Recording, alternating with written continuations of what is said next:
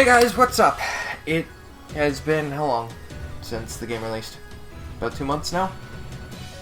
I mean, the game released in November, so November... Okay, yeah, 2 months. Yeah, it's been 2 months. 2 months since Sword and Shield. Well, actually, no, it's been about maybe a month and a half now.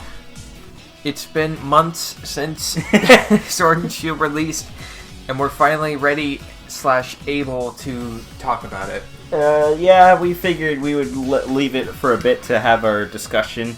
Like, have our feelings sit on it and whatnot. But behind the scenes of all the videos we're making, we do pay attention to other games as well. And one of them that we were paying attention for the longest time was, well, you know, Sword and Shield. Yeah. That caused quite a bit of discourse between, the between Pokemon each other. Community. Yeah, between even each other, like us and our friend group and stuff. We just kind of... A lot of differing opinions, basically. Yeah. So yeah, we're gonna talk about it for a bit. We're gonna go over a few key things. All right, we're starting off with the Pokemon now. All right, so the graphics, they kind of. It's kind of weird, honestly. I don't exactly know how I feel. I mean, the wild area looks really bad. Yeah. Like, I know that for a fact, but there are just some other areas in the game that look alright. They do look like they've been rezzed up 3DS graphics. I will admit that, though.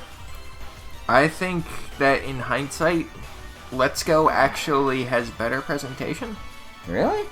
Yeah. I can't remember exactly what it looked like. Like, a lot of the backgrounds just have more stuff going on during, Oh, you mean battles? Yeah, during battles. Yeah, I will admit that. There's not really much with the battling, which, to be fair, is, ever since they moved it to 3D, I mean, even X and Y had that issue, but it was still, two, circles with the Pokemon in there, you know what I mean? Yeah. And then Sun and Moon had it where there was an actual background, where they were actually fighting on, a battlefield. Yeah. I will admit, though, gym leader fights are really great. Those are really nice. I like the stadium aesthetic at first. I thought it was, really cool. Kind of reminded me of, the opening of the anime. Yeah. But I will admit, I got, really tired of the whole, stadium background. I mean, sure, they all have, their own, little colorations for each type. But I don't know, it just kind of got a little visually samey after a while for the backgrounds. And it doesn't help much that that's also where the Wi-Fi battles take place. Or, not the Wi-Fi, just the internet battles. The multiplayer. Yeah. That's the only multiplayer stadium that you get, you don't get compared to Battle Revolution, we got a fire stadium. You got, I don't remember that much, but I'm going to talk about... there was a crystal cave. There was so much in Battle Revolution. Battle Revolution was great. It had a lot of interesting... they had a couple of interesting ones. Yeah, not too much. It was just, those cave areas. The, You could battle on Mount Battle. That's cool. Yeah, I think so.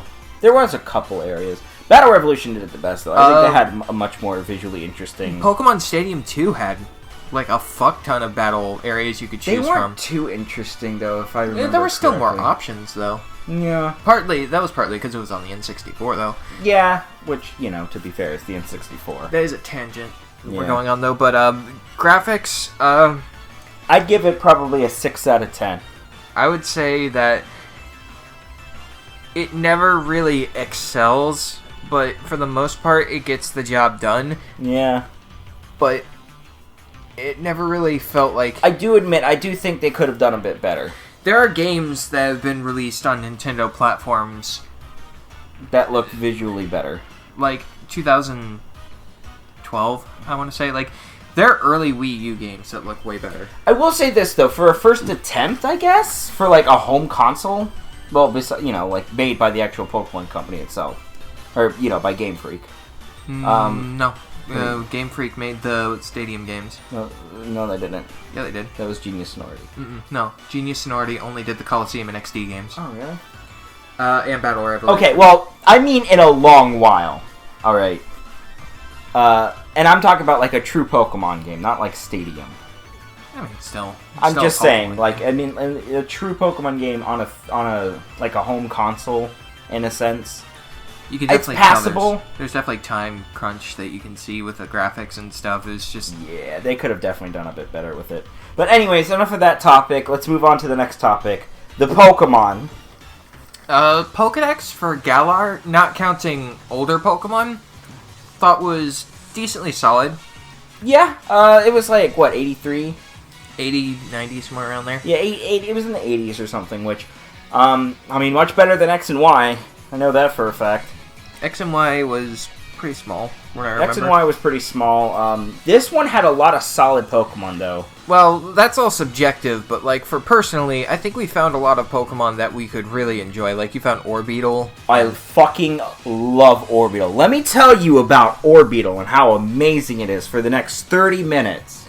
No. Instead, we can talk about how amazing Duraludon is instead. No. I'm gonna shoot a fucking laser beam made of steel. And I don't know how that works, but it's so fucking cool. That's not even exclusive to Duraludon. It's just awesome. Yeah, it is pretty awesome. I gotta admit. Okay, I will admit, Duraludon is pretty cool. There is so many, though. There's a lot of great bug types. Hatteran, Alcremie, those are some of the ones that I like. Scentiscorch, Scorch, pretty cool. Frostmoth. Fucking amazing Pokemon types. Another defensive ice type, though. I'll never understand why they keep doing that. I don't know either. But, I mean, it's weak to rock and fire. No, it's quad weak to rock, because it's also bug type, isn't it? That's what I'm saying. It's quad weak to... It's like, it's not a good Pokemon, but it is pretty. Yeah. It's very pretty. Though it gets Ice Scales, which is a very good ability. It increases special defense, I believe. Yes, those... I think it's just Power Gem. Power Gem is, like, the only special rock-type move. Well, there's a lot of fire-type special attack. But there's, I think there's other things that it can do. I do admit, though, they should fix the ice types, but that's a totally different topic. Hatteran is another one that I really like. Of course, the new waifu. The new waifu of the region. I didn't have... Shut up. What else do... I've seen your search history. Hey, shut up! That's my business. What Galarian Galarian Darmanitan. Fucking awesome. Despite being in Ubers. Yeah. Gorilla Tactics. I didn't have Gorilla Tactics. Yeah, you had Zen mode because funny... Fucking fire and ice type, though. Funny snowman. It's ice and fire, though. How cool of a typing is that? Not as cool as the next Pokemon I want to talk about. Fucking Toxtricity. Fucking Electric. Okay, Electric and Poison, that's fucking rad. Toxtricity is a very big favorite. I know that. There's a lot of favorites with that. Toxtricity is... That's probably... I don't know if I would call it my favorite from the Pokedex. It's up there, though. Like, I love Toxtricity. It is pretty cool. You had the low-key form. The low-key form. Like, I did like how it was just like... Moveset-wise, I think the Amp form is better, but I love how just dopey and chill the low-key form looks. I kind of like them. They are pretty interesting. I kind of want to raise one of myself. Bro. You raised Alcremie as well. Yeah, Alcremie, that's one that I raised. Corviknight, not as fast as I thought it would be, but it is steel. Pretty good. It's pretty heavy, though. Some Pokemon on my team, I had Colossal, which I really liked. I liked Colossal due to its Steam Engine ability. If I could predict you using, like, a fire move on me, you know what I mean? My speed would be increased to the max, and it was just a really great... it was just a really great ability on it. I could sweep I felt like I could sweep a team with it, of course. Appleton is another popular one that I've heard about. Appleton was popular. I had Sword, so I had Flapple instead. Mm-hmm. And, gotta admit, Flapple was probably my weakest member on my team. Despite how adorable and quirky it was. If we're talking about returning Pokemon, I think that, for the most part, Pokemon that they really... chose to bring back. They did a pretty good job bringing back a lot of the more popular Pokemon, with a few notable exceptions for our friend group. For me, it was on my main team. I had Zoroark. That's one of my favorites. Yeah, and that one got canned, as well as what was it? Ampharos. Yeah, Ampharos is gone. But we had Wooloo. Supposed to replace Mary. No. I guess. No, I'm just kidding. Audino is gone, which sucks, because now I can't put Audino in a team with Indeedee. Yeah, that sucks. That's stupid. what else was gone? Jigglypuff. That's one of the most like. One of the bizarre ones because Jigglypuff has always been. Jigglypuff is like iconic. Why is it gone? Jigglypuff has always been in every Pokemon game. There's always been a wild Jigglypuff. I mean, except for maybe Black and White, but even then, I think there was a way to find a wild I think they one had in like the aftergame. they had like raids going on. Yeah, you could always find a wild Not Jigglypuff raids, in or every whatever it Pokemon. was. Even in Sun and Moon, you could find them. And it's just, it's strange to see it just gone like that. Could you find it in Diamond and Pearl? Yeah. I don't remember finding it in Platinum. It might have been in the treasure. Oh yeah, the treasure garden. Trophy Garden. Trophy garden, not treasure garden. Sorry. Yeah, I remember where you get it in Emerald. Now that I think about it, it's like on the route below the bike trail. Yep. It was somewhere around there. Yeah. But yeah, Jigglypuff was always in almost every region except for this one, so it's very strange. But I guess they were focusing on that. Miss Magius is another one that I really like that's gone. Yeah. I mean, you know me, I had Metagross, Aggron, fucking Dragonite, Caesar. A lot of my favorites are just... Yeah, nearly your entire team got shit canned. Yeah. Porygon Z, Magnezone. A lot of great ones I really like. They're just gone. Yeah. I'm really upset. I mean, I got Rhyperior though, so... Yeah, we basically just had to like assemble like team members for our new teams. Like I replaced Zoroark and Ampharos with, for the time being, it's not permanent. Of course, it's not permanent, but I replaced them with. I know one was Duraludon because I fell in love with Duraludon that much, and one of my other team members, Milotic. Yeah, Milotic is great. Still don't know what I'm naming her because I think Aqua's a good name. You should keep that. I do like that name, but I want to see what my Emerald, because that's where I actually have my Milo. Oh, that's right. I forgot about your Emerald version. I think you had some sort of a like a Japanese name or something. Yeah, probably. It's not, I'm fucking weeb. Yeah, fucking weeb. We didn't talk about the starters. Yeah. Oh! So, funnily enough, the starters aren't really very stand out for me in terms of Pokemon. Yeah, they're pretty unmemorable. It sucks too because they should have gotten Gigantamax forms, but they didn't. And of course, but wait, no, we'll get to that at a later point. But I do want to comment on it real quick. A lot of the starters, from what I'm hearing, are really like overpowered from some of their stuff. Like a lot of them, like Cinderace, I know is in Ubers. Yeah, that's like Cinderace. Like it seems like every generation now we have to have like just like a competitive, viable Pokemon in the starters. Like there was Greninja first, and then I think last gen it was like what Decidueye. Decidueye was like the viable one. I don't know actually. I can't remember. I didn't which keep one up with was Sun and which. Moon's. I don't think so. I think a lot of people didn't like Sun and Moon starters because they were pretty slow. Oh yeah, they were slow, weren't they? Yeah, I think they were all pretty slow. I think a lot of Sun and Moon Pokemon had a lot of slow Pokemon. There weren't very many fast ones. Yeah, but across the board, I chose Cinderace. I chose Inteleon. Well, I mean, we chose Sobble and you chose Scorbunny because we didn't know what they were going to evolve into. Yeah. I gotta admit, I like Inteleon's design. I'm a little surprised about their typings, how there's no other secondary typing. I'm really surprised that they decided to go with that route. Yeah. It's interesting. It would have been interesting to be Water Poison. Water Poison, yeah, that would have made sense. Yours would have been interesting to be Fire Electric. First Fire and Electric type. Yeah, it looked like it was trying to go that direction with the first evolution. I don't know what Grookey fucking what's it called would be. Fire. I mean, they could go the grass ground thing. We never had a grass ground starter, have we? Yeah, we have. I was like, didn't you just play Platinum? Funnily enough, Torterra didn't really do all that well in a lot of my battles in Platinum. I don't know why. Maybe I got like a bad nature or something. I never really checked. Yeah, I've heard it's not that great. I mean, it dies to an ice type move very quickly, so. Yeah, I mean, but Grass Rock. Grass Rock. It's in the rock band at the end. That's what I'm saying. Grass Rock. Interesting typing. Like, it has nothing rock about it in terms of, like... Other than the beat. Yeah, that's it. But, yeah. Yeah. Anyways, enough about that. That was a huge topic. Let's move on to the next one. Music. Music? You weren't that much of a fan of it, right? I found it... It's not that it was bad or, like, ear-grating or anything.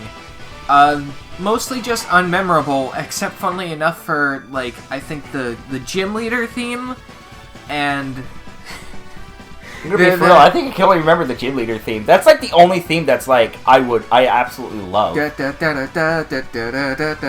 right, that one. The Impreg song. The Impreg song, right?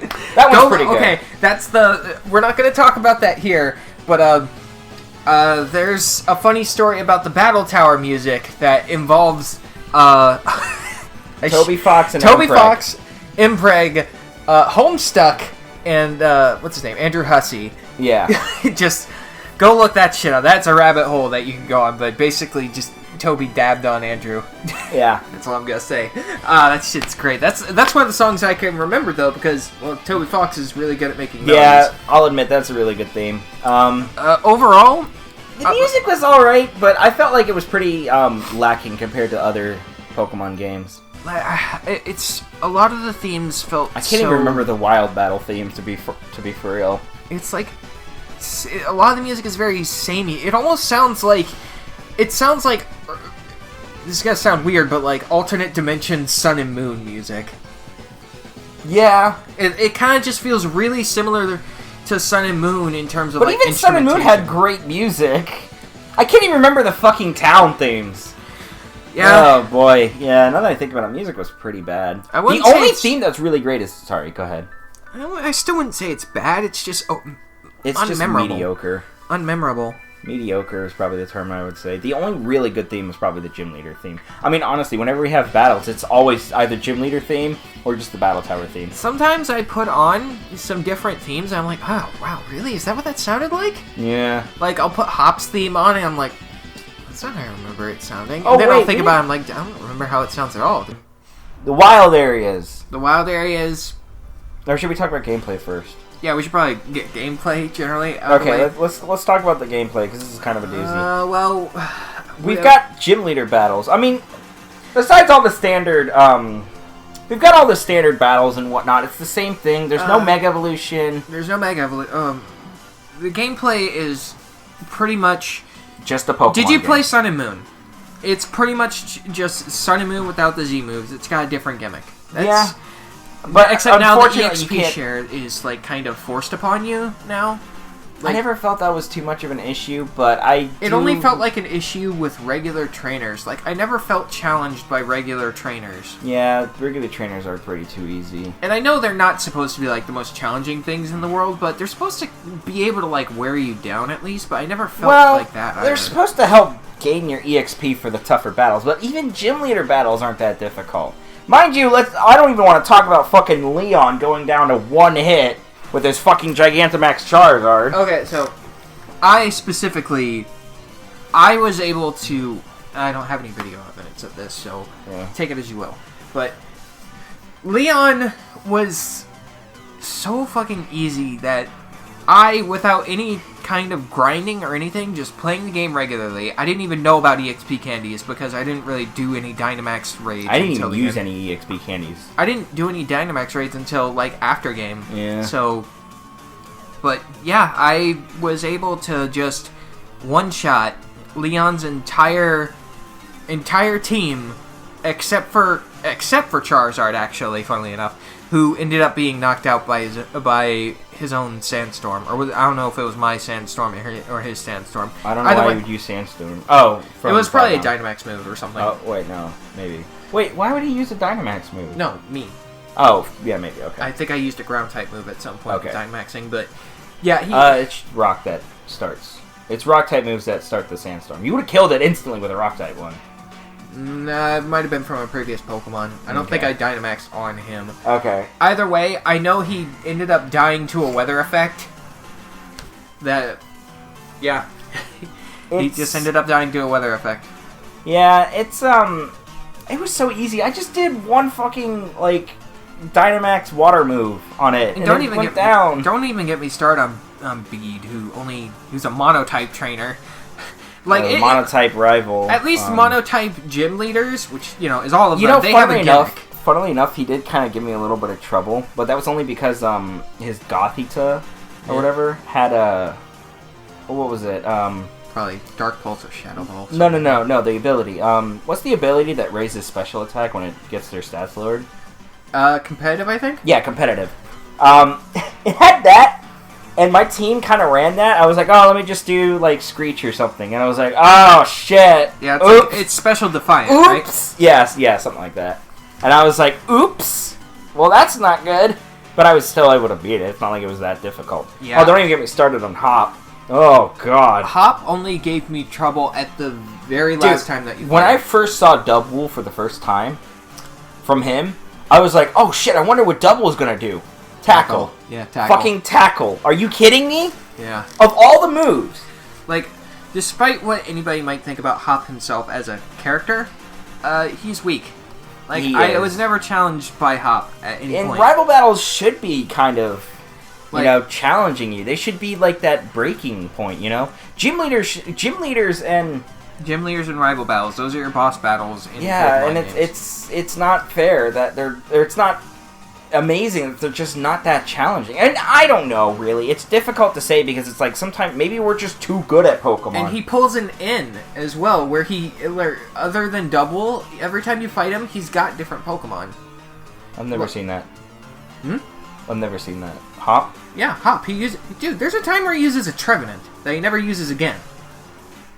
Oh, right. Oh, you mean that. His strategy is to, like, keep using different Pokemon, except for, his starter and Double. Technically speaking, Blue used different Pokemon. I think his only Pokemon that he, ditched was Raticate, though. Other than that, he used a static team.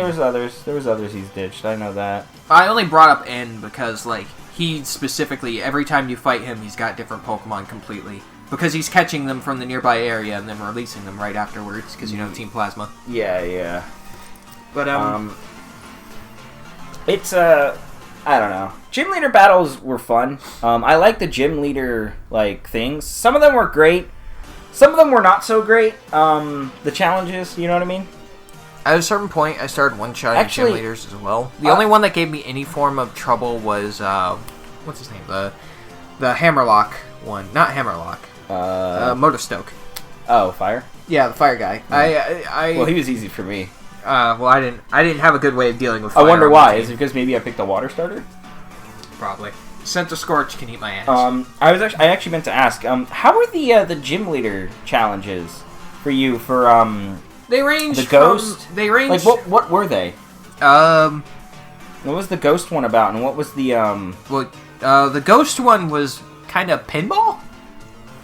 That was the fighting one. Wait, what do you mean by pinball? Were you spinning around in a teacup? Yeah. What the fuck? That was the fighting one. I was so confused. Why the fuck am I spinning in a teacup? Well, it kind of made sense for the ghost one because they kind of had weird claws for the hands that push the teacup out. Oh, and, mine was a punching bag. Yeah, I can imagine. Yeah. And then Sinistea. I thought that's what that was about. Yeah, I don't think mine was a teacup, but it reminded me of a teacup because the way you were spinning. It literally was a teacup in yeah, Shield. Okay. What was the... Wait, so does that mean the ice one was, what was the ice one? What was it for you? That was, it was using the dowsing machine to get through, the sandstorm. For me, it was everything... Snowstorm? Yeah, no, it was the ice would be cracked around you, so you had to, use the dowsing machine to figure... Why even bother? I thought the challenges would be different. What the fuck is this? Yeah, but just fucking... We only found out about that just now, just talking. I meant to ask you about it for a while, and I was like, oh, this is a good opportunity to ask you. Those were the only two that was changed, right? Just Gordy and B? Yeah. Yeah. Oh. I think it's Bay. Bay, whatever it is. Either way. No, it's B. I don't know. It's B. It's a British name. Well, probably. Anyways, oh wow, we actually talked about the rival battle and the gym challenge. Alright, let's talk about Dynamaxing. Shit! I really, really hope it never comes back. I'm being for real, I actually really don't like Dynamaxing. You were the one that was positive about it first. It's alright. I just think that it shouldn't come back. It's a gimmick. It is. It's just a gimmick. It's inherently not as interesting as Mega Evolution. Z moves were actually interesting as well. I thought Z moves were way more interesting. Dynamaxing, I don't like Gigantamaxing in general because of the way they portrayed it. The fact that you have to go out of your way to catch the Gigantamax Pokemon. You can't just catch any Kingler in Gigantamax. You can't just catch any, fucking Colossal and get it. Because you and I both have Pokemon on our teams that can Gigantamax, and it's like, See, why can't we have that? And now I'm kind of wondering, because there's like that Dynamax level thing, like, what's the point of even doing that? Why not just make it like a blanket HP thing? It just feels like more grinding for something that people Dynamax candies aren't that hard to come by. I mean, they are, but it just feels a little strange. Yeah. Because now that it's so easy to come by, it's just like... What's even the point? Yeah, I mean... It's stupid. And actually, you know what I don't even like? What? Gigantamaxing. It's cool that we have, like, different forms, but they don't do anything. All they do is just have a different move. Yeah, it's like... I thought they would all be, like, the different moves, but no. The G-Max moves are exclusive to certain Pokemon. Yeah. Like, I didn't even realize this, but the Gigantamax move that Centiskorch uses is not the same Gigantamax move that Charizard uses, for example. Like... Yeah. Charizard has G-Max Wildfire. Yeah, and I didn't even notice that first until I actually used Gigantamax Centiskorch in a raid battle. I was like, wait a minute, that's not Wildfire. What the hell? Yeah, I knew that. I didn't get that right away. I don't like it, though. It makes no sense to make a move like that exclusive. Like, Gigantamaxing, when a Pokemon changes a different form, I like a lot of the forms, too. Like, they're really cool. Like, have you seen Gigantamax, what's it called? The big buff guy. Machamp? No. Well, not Machamp. The other one. The Dark and Fairy type that I had on my team. Oh, Grimmsnarl. The one that looks like an angel from Evangelion, kind of. Yeah, that. I fucking love it, because it's so cool. And I'm like, I can't use that? I really can't use that at all? Yeah, we didn't find out about that until we, like, were just like, wait, how do we Don't even get me started on farming for it. Don't even get me started on farming for Gigantamax. It's stupid. Anybody who's farming for Gigantamax shinies, I feel bad for you. I feel so bad for you. It's ridiculous. I hate it. I really do. I can't even stand it. It took me like an hour to go through like 20 Gigantamax Pokemon just to even try to find a shiny, because I was helping a friend find one. I was like, I can't fucking do this. My problem with Dynamaxing and Gigantamaxing is just... I mean, it's fun when you use it. It can be kind of fun sometimes. Yeah. But, it just doesn't feel as interesting as Mega Evolution was. Yeah. I mean, you have 3 turns to, capitalize on it, which is fair, I believe. It's better than Mega Evolution, where you can just sweep an entire team. Yeah, Mega Evolution did have its own problems. Yeah. Another one of them... I just personally felt like Mega Evolutions was the right way to go. Like, Mega Evolutions should have been the norm, and I feel like when Sun and Moon came out, they should have just continued making, like, new I'm no developer, but, like, it feels to me like they should have maybe capitalized on Mega Evolution a little more than they did, because, I don't know, it kind of felt like we did get a lot of Mega Evolutions, but feels like a lot of the Mega Evolutions didn't go the right places. Yeah. I mean, my apologies to any Beedrill fans out there, but, like, really, Beedrill? Yeah. Like, I mean, there was a lot of Gen 1, you know, and Gen 3. Like, we never got Mega Flygon. We never got much Gen 4, Gen 2. We only got one Gen 5, Audino. Where the fuck is my Mega Bisharp? Yeah, that's such bullshit. Where the fuck is my Like, it's I don't know how stupid. Mega Zoroark would work, but that would be cool. That would be really cool. You fucking Mega Evolve it, and it, like, you break its form, and it, like, turns into something else, and it gets, like, a new, like, ability. You know what I mean? Oh, that'd be cool. It. But, or maybe you could Mega Evolve it secretly. Secret Mega Evolution. It wouldn't make much sense, but anyway.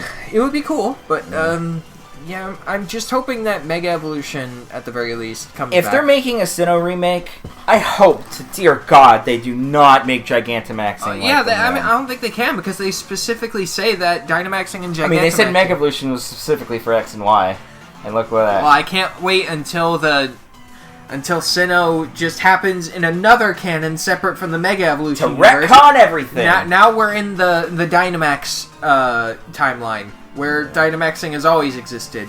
Well, we'll see. Anyways, enough about that. Now we're going to go on to the plot. Gigantamax Hoopa. Yes, the plot.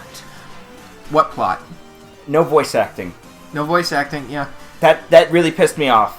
Really okay, not really pissed. Really awkward at times, like the intro. I felt like a lot of the characters are great. The intro where Chairman Rose is speaking is just like one of the most awkwardly silent things I've ever seen. Don't even get me started on the musician. Oh, yeah, Piers singing silently into a microphone. Oh, that's so awkward! Okay, can I talk to you about something about Dragon Quest? What? In Dragon Quest XI, there are specific moments where characters will be singing. They don't actually sing. But at least they have, like, lyrics that show up on the screen. You know? So at least you can tell that they're talking. Yeah. Nothing happens with Piers. Yeah, he's he's just opening and closing his mouth. Allow me to demonstrate. Do you get that? Me neither, because there was nothing. Yeah, there was exactly nothing. There was nothing. You know what's funny, though? There's a lot of sound effects in the games that have been added. Like, you can hear the flapping of the wings of Pokemon. Yeah, and you can even hear Piers, like, smack his microphone against the ground when he's commanding It's interesting, and yet they don't have any voice acting. And I understand why they don't have voice acting. I understand why. Because they have 9 different languages they gotta translate for and all that. Okay, here's the thing. They don't have to do voice acting for all of those languages, though. Like, most games, they usually do in English and a Japanese, and maybe they'll do other regions. Like, Sega usually does different regions for, like, Sonic games every now and then. Really? Yeah, but typically there's an English and a Japanese, and that's, like, the bare minimum that you get. And you know what? It's kind of un-Pokemon to do it, but I would have just been fine if it was Japanese subs. Like, that's, at the very least, what you can do. Yeah, that's the bottom I think line. that would be very weird, considering how popular Pokemon is as a whole, to not have... I still think that the next Pokemon game should have... If it's about money, that's out of the question. They're the biggest multimedia fucking franchise Pokemon. of all It's time. Pokemon! Jesus They have Christ. the money to do whatever they want. Disney wishes they owned Pokemon. Yeah, I bet they actually literally do. Dude, they will do anything for Pokemon to I can imagine. Yeah, But, they will do anything to even the- try to get their mitts on it. The voice acting it wasn't there. But onto the plot itself, it's standard Pokemon. Pretty bad. Yeah, actually. it's bad by Pokemon standards. It's worse than I thought it was gonna be. It's worse. Like, I'm an easy to please person. Yeah. I'm gonna say this. I don't really care much about plot. Okay, that's not true. I do care about plot. But I can always get behind a plot, regardless, you know? Like, Sun and Moon's plot was really great. I like that. I like X and Sun. Y's plot was alright. It could have been a bit better. But at least that was decent enough. This plot was terrible! I would say that X and Y had a better plot than Sword and Shield. And I won't say I hate X and Y, but out of all the Pokemon games, it is my least favorite, just for being very bland. Yeah. And I don't really care for Team Flare or Lysandre at all, but I mean, it did better than Sword and Shield, yeah. It at least prefaced Lysandre as a villain from the start. It at least, like, tried to hint, like, ooh, he might be the bad guy. Though, in your mind, you're like, oh, he's the bad guy. Yeah. But, I mean... You know what? Sword and Shield does it in a different way. More so in the way that you could just kind of look at him and tell. Yeah. It's like... But which, then, so X and Y had that problem, even too. then, the fucking, like... It the just came out climax more. point of the plot... Is that the very... Okay, here. The climax of the plot lasted for 30 minutes! It's not even the climax. The entirety of the plot happens within 30 minutes. Yeah.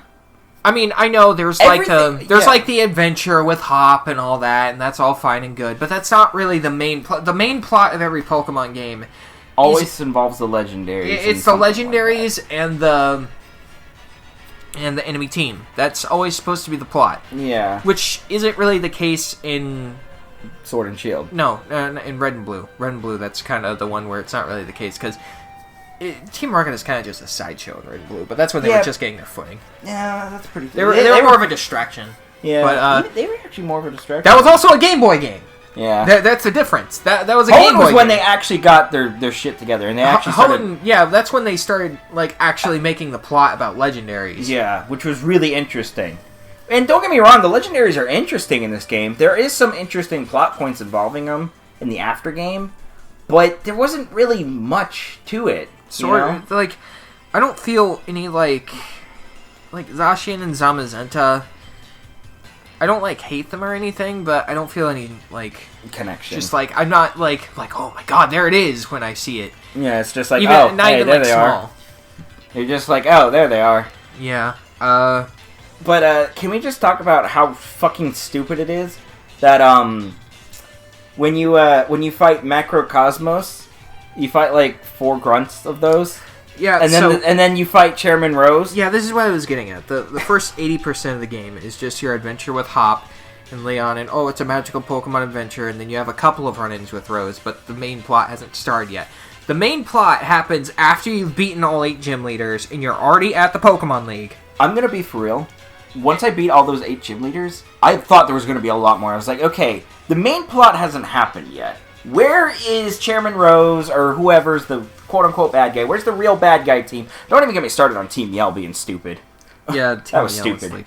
Like, they didn't even serve the purpose of being a bad guy. Yeah, they didn't serve the purpose of Team Skull to be the distraction bad guy. Yeah. Because they were dealt with before any of the... at least the Aether Foundation was always a thing. Yeah. You only hear Macrocosmos name-dropped by random NPCs before they become the main star of the show for about 30 minutes. Yeah, pretty much. And to be fair, they are the League staff, but they never tell you that.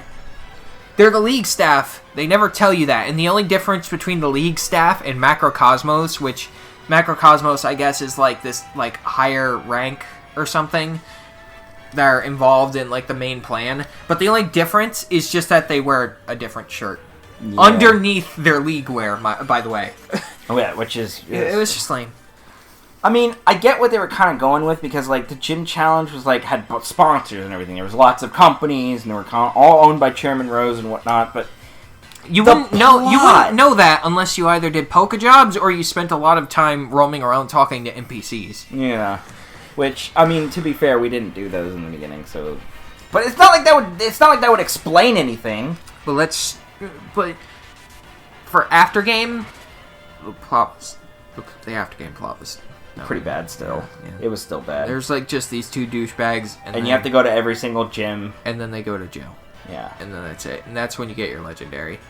And I mean, we get the 3rd legendary first, which is very weird. And okay, and here's the important part, and this is more of a gameplay thing more than anything. The after game unlocks no bonus areas whatsoever. Oh, you unlock the battle tower, but even then, that's not a bonus area. That's just the final area of the game, just made into the battle tower. Yeah, no, it's pretty dumb. So Gen 2 had the entirety of Kanto. Gen 3 had a pretty big region. What did Gen 3 unlock after the main game, though? Well, Emerald had the Battle Frontier, right? Yeah, the Battle Frontier was that, which I've never played it, but you had the Battle Frontier, and you also had Sky Tower, which is a little small, but it's something, right? Yeah, no, it's at least something. There was Gen 4 had the entire fight area, which is it's a giant island. It's freaking massive. Yeah, it's an entire with a fucking legendary on it. Gen 5 a little lame. Black and White 1, you got the right portion of the region, but there's a good portion of things to do there. Like, that's where, like, the transfer stuff is. You get some high-level Pokemon. Gen 6 had one little area. Gen 6 had, like, a small... Gen 7, you had Ultra Wormholes to explore in Ultra Sun and Ultra Moon. You didn't play that one. But it at least was really interesting. There was at least something really cool like that. And even then, there was the pony. Oh, after game of Oros had, like, all those mystery islands you could explore and had, like, the Hoopa... That was all really cool. The Hoopa shit. There was an entire side quest in that. That was so cool. Yeah. That was pretty cool from what I played from Sword and Shield had shit, nothing. Sword and Shield had nothing. You fought a few Dynamax Pokemon, and then you fought a Legendary and captured it, and then like there was a bonus thing with Hop, and that's it. Yeah, that was pretty much it. There's no significant anything to the after game. It was It was really bad. Don't even get me started on the off-screen BS. Oh right. So there's this plot points in the game. There are major plot points in the game that the game tells you about but never shows you. Like there's this one segment after you beat the Dark type gym. Good on this game for including a Dark type gym finally. Yeah. But you're going through this tunnel and everybody's saying like, "Oh my god, I can't believe this is happening!" And you're like, "Oh my god, this is probably gonna be a really cool cutscene." There's a fucking giant Dynamax Pokemon. Yeah, they say that Leon is fighting. Yeah, and when you get to the end of it, Hop's just there and be like, wow, that was cool. You want a picture of what happened? And then you see a picture of Leon standing next to, I think it was like a Gigantamax Meowth or something. Yeah, Galarian Meowth. But, or was it Berserker? I can't remember. no, it wasn't. It was, yeah, Dynamax something. Some Dynamax Pokemon. Whatever. But, yeah, we get to see a picture of it. And then there's, like, the point at the end of the game where, spoiler alert if you care, where Rose is, like, recreating the Darkest Day, which is, like, this huge nothing event that... So, basically, you know, X and Y... There was plot points involving about the Darkest Day throughout the game. You know X and Y with the fucking flower cannon thing? Yeah. That. Pretty much, actually. Yeah, that was pretty much it. It was just leading up to that. It was like, you know... I mean, at least it was interesting, because you had, AZ talking about it, you know? So, like, I will give you the full experience of that right now. Oh my god, there are Pokemon Dynamaxing everywhere. You see what I just did there? Where I told the audience what happened in the game? That's what happens. You're told that Dynamax Pokemon are happening. You don't get to see it. You don't get to see anything. Like, you don't even get to battle it. Like, so, imagine if in Majora's Mask, you ran out of time. It cuts to a black screen and it says... And then the world was destroyed. That's the equivalent. You don't get to see the moon crash. Just do it again. Or imagine if you couldn't even look up to see the moon. Just everybody implies that the moon is there. Yeah. It's stupid. It's just ridiculous. But I don't know. The plot was so bad, and I just like. After we beat all 8 gym leaders, and it was like we were going to the gym, the final area, and then it was like, you were like, oh, we're supposed to meet with Leon, and then all of a sudden, you know, bad guy shows up. Oleana shows her quote-unquote true colors, and is like, no, you're not allowed to go to this. Now I'm going to go hide the keys, and you're supposed to find this man and play a game with him? I'm like, what?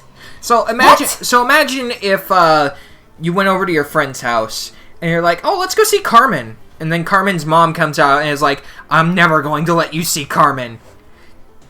I'm going to hide the keys and run away now. And then you have to beat up Carmen's mom to go see Carmen. And then you just hang out at Carmen's house. That's it. It's probably a shitty scenario, comparison. And I was just so ridiculous because it was like, they were like, oh, we gotta go beat the bad guys. I'm like, basically, when did these bad guys, quote unquote, show up? Yeah, so basically what I was trying to explain is like, somebody who was never antagonistic and had any reason to be antagonistic to you before suddenly decided that they were an antagonist now and decided to antagonize you for no reason. And at least with like characters like Lucamine in Sun and Moon, it was at least built up for that, you know? There was at least build up to say that like she had a plan for that, you know? Yeah, there was a plan in motion. It felt like they Oleana was just like, no, you're not allowed to see the chairman.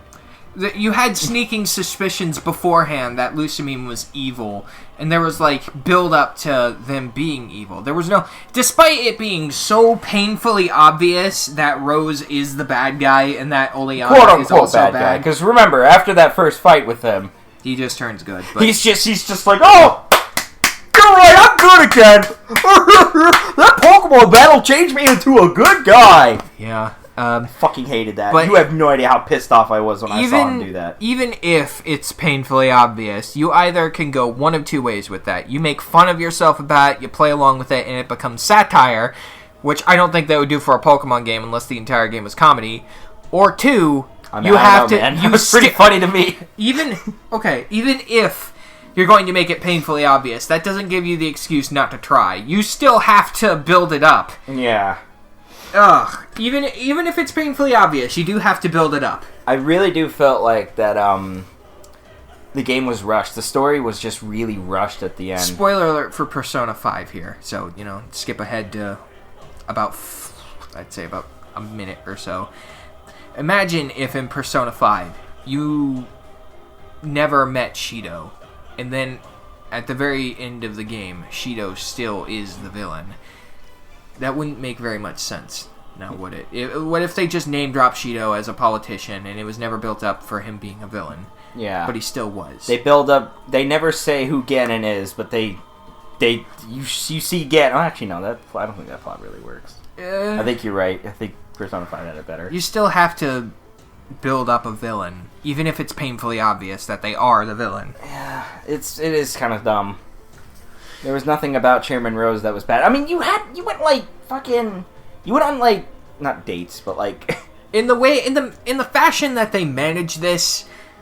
You either can take it one of two ways. You either have to build them up as a villain without ever meeting them, making it like painfully obvious they're the villain, like Breath of the Wild, where Ganon is already the force of evil. Everybody or like talks Sander, about him. where he's like you pretty much know he's bad. I mean, the way he was talking in X and Y. That's your build-up, though. I know. Like, even if it isn't good build-up, that's what I'm trying to say. Still something. That's what I'm trying to say. At least he was something. With Rose, there was no build-up. He was friendly. He was way too friendly. I mean, Lysandre was too, but Lysandre wasn't that friendly. I mean, he gave you like the game's cross transceiver and all that. Yeah, but there was a lot of stuff about him that didn't really seem friendly. Yeah, that's what it was, though. I mean, you have a point. He wasn't friendly towards you, but like he was, but he wasn't. Is what I'm trying to say, which is kind of weird, but yeah. There was a little bit of build-up with Lysandre. There wasn't any for Rose. Even if we knew he was the villain, it still had to be built up. I mean, we knew he was the villain from the beginning. We're like, okay, alright, it's pretty obvious, when we look at him, and we're just like, I kind of know how the plot is going to take... Even then, I didn't think the plot was going to be that bad. And it somehow became that bad. Because there was only 30 minutes of plot. It's ridiculous. There was like, some build-up for the Darkest Day, but it wasn't much. It didn't feel like what happened was what was supposed to happen. I mean, I guess we both had a feeling that the Darkest Day was going to be... There was going to be somebody trying... I thought a more interesting plot would have been if Oleana was the bad guy. Yeah, because there's that one scene where the old lady character from Balanli is like, oh, pink, pink, pink with bead, and she's like, oh, you were manipulated and thrown away by Oleana. It's like, oh, Oleana, not Rose, huh? I thought that too. I was like, whoa, wait a minute, Oleana? Why Oleana? This would be a little more interesting if Oleana was the bad guy. Oh, and by the way, Oleana becomes good after you beat Sense and her too, so... Yeah. Well, I thought it would have been more interesting. Literally, if anybody but Rose was the bad guy, it would have been more interesting. If Oleana was the villain... Dude, if Hop was the bad guy, it'd be more interesting. My idea was that Leon was the bad guy. That would be a lot more interesting. If he was a fraud, that was like using Chairman Rose's like energy to be able to make himself unbeatable. Because like at the beginning, he says to Raihan, "Sorry, Raihan, I don't lose battles," and it's like. At that point, he just sounds like an overconfident prick. So It's just like, oh, shoot. But no, he's just this generic nice guy. And it's like, I didn't want him to be that. Because while there are good champions, they're all kind of generic nice guys. Even my favorite one, Cynthia, it's like, yeah, she's interesting, but she's still like all of the other champions, well, except for Blue, obviously. They're all the generic nice guy. I never thought Lance or Steven would be the quote-unquote nice guy. Actually, no, Steven's pretty nice. And then there's... I don't know about Lance. Lance is just good. Yeah, he's good, but he's still a nice guy. I don't know if he's really nice, though. You know what I mean. He's just not antagonistic, is my point. It would have been nice to have an antagonistic champion. And then there's Sun and Moon, where there's not really a set champion. So that one doesn't really count. I mean, yeah, kind of. It was just... Yeah, but it had its own, like, interesting idea where you became the champion, I mean, it's still better than the... This is kind of off topic, but... It's still better than the final battles for both Colosseum and XD Gale of Darkness, where if you're lucky you can just catch all of your opponent's Pokemon, which, is fine on paper, but you just chuck the Master Ball at Dark Lugia. It's like, oh, come on. Yeah, it's funny. Yeah, it is pretty funny. It was pretty dumb. It was an interesting challenge on its own, but it's like for a final boss battle, not really much.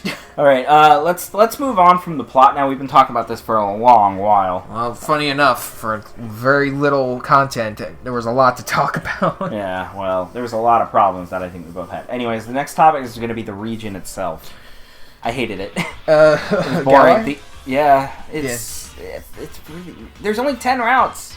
If you want to call Unova linear, you have not played Galar. Galar was really linear. It felt like one straight long path. Unova was linear, yeah, but the routes lasted more than 5 minutes. Yeah. It's like... This was like... Pinwheel Forest was a straight shot, but there was a lot to... Not really a lot to do, but there was like a lot more to it. Yeah. There was so many towns, or just routes, and like... Fucking Glimwood Forest or Glimwood Tangle, whatever it's called. Gleamwood Tangle. Yeah, that was. So it's like 5 seconds unless you actually took detours. Yeah, or if you battle trainers, which even then the trainers were all like in the like okay. Granted, yes, there is a lot to explore in there because there is like optional stuff to do. Like if you want to make it short and sweet on return visits, that's fine. Again, Pinwheel Forest. Yeah. They force you to take the long way because you're pursuing Team Plasma. Yeah. And then after that, you can kind of scoot your way on through because it becomes a straight shot if you don't need to go into Pinwheel Forest for anything. It's dumb. It's just dumb. And then don't even get me started on some of the routes. Some of the routes are just long and pointless. Like the one with all the ladders. Remember that? On the way to the snow gym, Sir Chester. Yeah, that's just like, what was the point? I mean, granted, we saw Phalanx there, so that was A+. The wild area was probably the most interesting quote-unquote route because there's like stuff to do there. And there's stuff constantly changing every day. But so it's interesting. There's at least stuff to do. It still wasn't that great. I felt like it was very short. I felt like there should have been a lot more going on with the region. Even the towns just weren't really that interesting. There was hardly anything to explore in towns. I would say that so small. The best towns were Motostoke and Hammerlock because they weren't just like 4 things and that's it. Yeah, that was they felt like real towns to me, you know. There's the one town with the grass gym. There's like nearly nothing there. And you know what? I think this may be the problem with this game is that it feels like there's a lot to I wouldn't explore. even say that it feels like a 3DS game. It feels like a DS game in terms of its scale. Really? Because like I think that a town like the Grass Gym would have been more acceptable on DS hardware. I think you're right. Like I'm imagining its layout. Yeah, Sun and Moon had really interesting towns. There was at least roads and stuff to explore. There was at least a lot of like. It was like a hotel, you know? Dude, the 3DS has the 3DS games. Well, I would say more Sun and Moon. Sun and Moon had some pretty expansive towns here and there, man. Yeah. I don't know. It was pretty bad. That's all I can say. It's just not that interesting to me. The only thing that's really interesting is the wild area, and even then, I'm kind of bored of it. Balan Lee, that's another one that just like it's a line to the gym, and that's it. Yeah, there was just like what 3 houses. 3 houses and then the gym, and then the Pokemon Center. 3 houses is amazing. Don't fucking shit on 3 houses. Okay. But anyways, the only thing that's interesting about Balan Lee is that there's like this one item you can get by falling down a ledge. That's it. Oh yeah. Yeah, that's it. There's just it's nothing. Galar is such a nothing region, and it sucks because like England is such an interesting place to. You don't even get to explore. I'm kind of hoping. You know that Sword and Shield.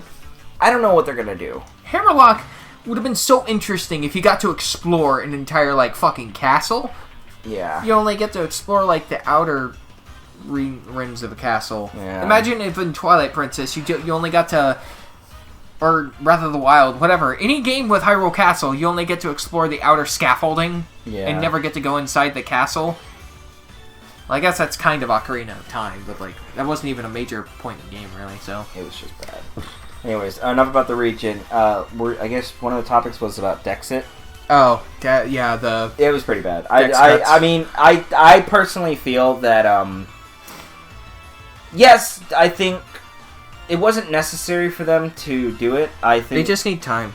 Yeah, they need to be able to have the time and resources that they're just not getting. Yeah, either that or they just need to hire more staff. If they really want to have this, this yearly release schedule, you know what? For this, they need to hire the staff. I don't care about, Junichi Masuda saying he needs to have his hands on everything. No. He needs to be He needs to hire more staff. We don't even have to spend much time on this because I think maybe we can... A lot of people. We can sum it up right now. Just, Pokemon is the biggest selling franchise of anything multimedia of all time, and the way it grows and the way it reaches people, that's not going to stop anytime soon. Nothing is ever going to catch up to it. And it needs to start delivering its main product in a way that is actually representative of the huge franchise that it is. Like, you don't see Disney out here making animated movies that just look like fucking 2006 CGI, you know what I mean? Yeah, like, at even least, if we're talking about, like, the shitty live-action like movies, Disney, like Disney the CGI, remakes, yeah. the CGI in there, at least looks, for the most part, up to today's standards. Yeah. Will Smith Genie notwithstanding. That was, like, the only standout point. Yeah, well... Yeah. Like, the Lion King movie, those were all CGI lions, and yeah... Your opinions on that movie aside, the lions at least looked really realistic. Yeah, I mean, even if they weren't that, like, expressive. I want to see it, but, like, they look like lions. At least impressive. Disney, the point we're trying to make is that at least Disney is putting in the money that they own. You know, Pokemon... They're putting in the effort. Yeah, they're putting in the effort to at least make a good-looking product. Good-looking. Like, Pokemon looks like shit! Like, in comparison to everything, like, I think that there is no reason that when we have games like Mario Odyssey, look absolutely amazing. Bayonetta 2, I think, is, like, the minimum of what 3D games made by AAA companies should, like, look like quality-wise. Not art style-wise, obviously, but, like, quality-wise. Lighting engine, all that goodness. Model quality. Just, like, if you're going for an art style, that's one thing, but...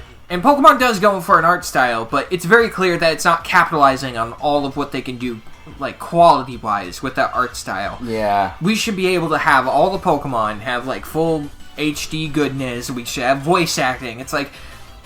This is the Disney of video games. Yeah, this really is. It needs to start acting like it. Yeah, it needs to start looking like it. Looking, at the very least. Yeah. It's like... I mean, listen, if I'm going to sit here and support a company with one of the biggest grossing, like franchises ever? Of all time, I would at least want it to be good. Pokemon is the biggest thing ever. It is the biggest thing ever. Yeah. It just is.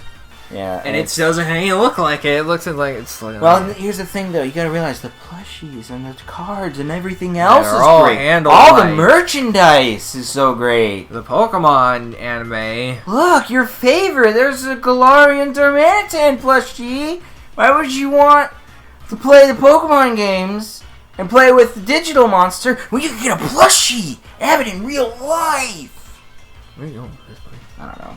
Anyway. Stupid. Anyways, the last topic is the future of Pokemon, which we just kind of pretty much just talked about. Yeah, we just want it to improve. Yeah. Across the board, really. I don't know what they're going to do. I don't know what the next game is going to be. I don't know if they're going to do Sinnoh remakes, because Gen 8 is not over. It shouldn't be over like that.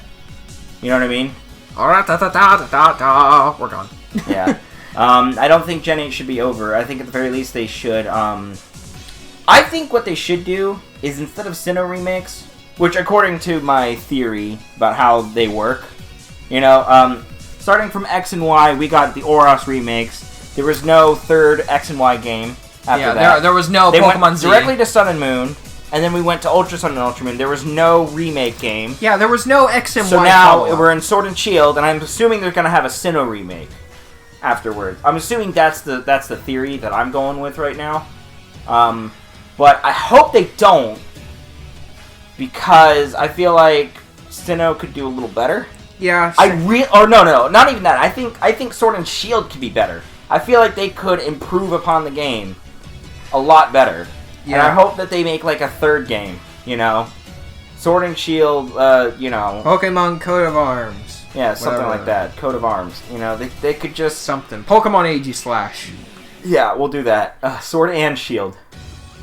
In one. Yeah. It's sequel. One game called Pokemon Sword and Shield. Anyways, no. Featuring 10 gyms. Yeah! All 18 gyms. Y'all like pinball? Y'all like pinball again?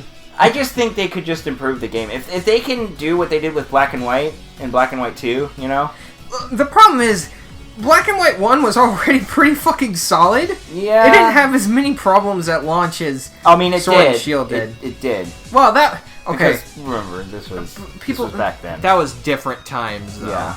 That was a good product. That was a Wind Waker situation where everybody was just being poopy about a really good product. No, I know.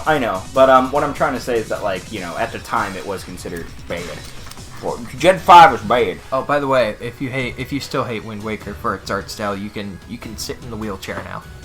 You can sit in the rocking chair and complain about dim millennials. Fucking boomers. Zoomer. Oh wait, no, boomer. Fucking boomers. Yeah. Get out of here. But I think we can wrap up our general thoughts now. I'm not really gonna give a number score. That's kind of tacky. I can give a general score. I give it a 6 out of 8. That's pretty fucking good. No, But it's it's alright. Smeh.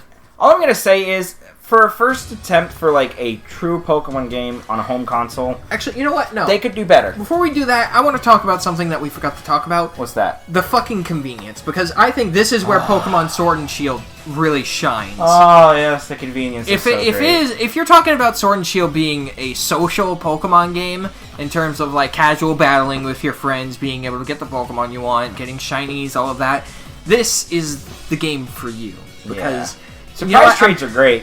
Yeah, if we're talking about everything that's like all the shit that you do in the after game, where it's like preparing your teams and stuff, breeding, stuff like that, that's where Pokemon Sword and Shield is just fantastic. Yeah, if you're into competitive Pokemon, this is the game for you. That's pretty much what it is. Unless you're really attached to other Pokemon from previous regions, but you know, I can't help you there. Yeah. But it's okay, guys. Ferrothorn is in. Don't worry. If you want a smaller meta, then hey, maybe there are people who want like less Pokemon so that other Pokemon will get to shine. Yeah. But well, as far as I'm concerned, we have the ability to change abilities. We can change the effectiveness of natures. We can. Yeah, you can catch any Pokemon. Yeah, you can pick up any Pokemon, random Pokemon, and you can turn that into competitively viable Pokemon. Yeah. With using all the new items and all that. And I will be fair here. That is where a majority of my positives come with this game. I think the only thing is if they have a hidden ability. That is the only requirement. Is if they have a hidden ability that you need. That is the only requirement. So if you're hunting for that hidden ability shiny Pokemon, sorry, buddy. Good luck. That's the only... Good luck. Hopefully they have some way of dealing with like a hidden ability capsule. Well, I mean, there was that like mini event going on for like shiny Magikarp and Gyarados, where that's still going on. Isn't that in raids? Yeah, they're in raids. Yeah, I'm not too interested myself because I don't really care. Is anybody going to really brag about having a shiny Gyarados? Eventually, we can all just catch one in. Well, Golden Soul Silver I guess there's a different point. There's a different point to that. Hidden abilities and stuff like that. Yeah, that and also the fact that it's caught in Sword and Shield. You have to realize that when you transfer it all the way up, woohoo! What are you gonna do with that Gyarados?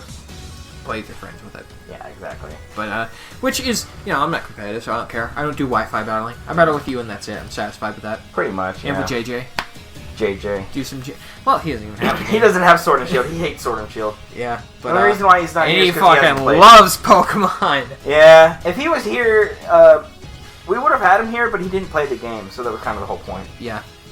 Yeah. Get playing the pop for 3, you idiot. Sorry, it's not that. The P's are gonna get real bad. I mean, it's fine. We were gonna end the thing anyways. Yeah, so. I know, but like, in general, I would say that the negatives, in hindsight, kind of outweigh the positives. But where this game does shine in its convenience and just like the social aspect of Pokemon, it really, really fucking shines. Yeah. And that's... I guess if I was forced to give it a number score, I would say that 6 is probably best. With 4.5 of those points coming from the social aspect. Yeah. The rest was pretty bad. The Pokemon made it really great, though. There was a lot of great Pokemon. If you're playing Pokemon by yourself and you want a single-player experience, I can say without a doubt that you can skip by Sword and Shield without a second thought. Yeah, there's not really much. It is a nothing game. But if you're social and you have friends around you, or maybe if you even want to do Wi-Fi battling and you don't really care about Dexit that much, you're just going to work with what you got, maybe there's more for you with that. But if the Pokedex really matters to you and you like the competitive battling, visit www.pokemonshowdown.com. Oh, wait, no, you're not going to say that because they might shut it down. We get like 3 viewers. Well, we might get more for this video. Bobby, is that you? Oh, shit. There's viewer number 2, Mr. Bobby. All right. Well, anyway. We'll see you guys in the next episode of whatever. Yeah. But general thoughts? Just meh. Yeah. Hopefully soon we will get better games.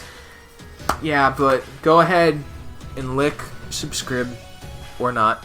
I don't care. Comment, like, and subscribe! Rate my video 5 stars!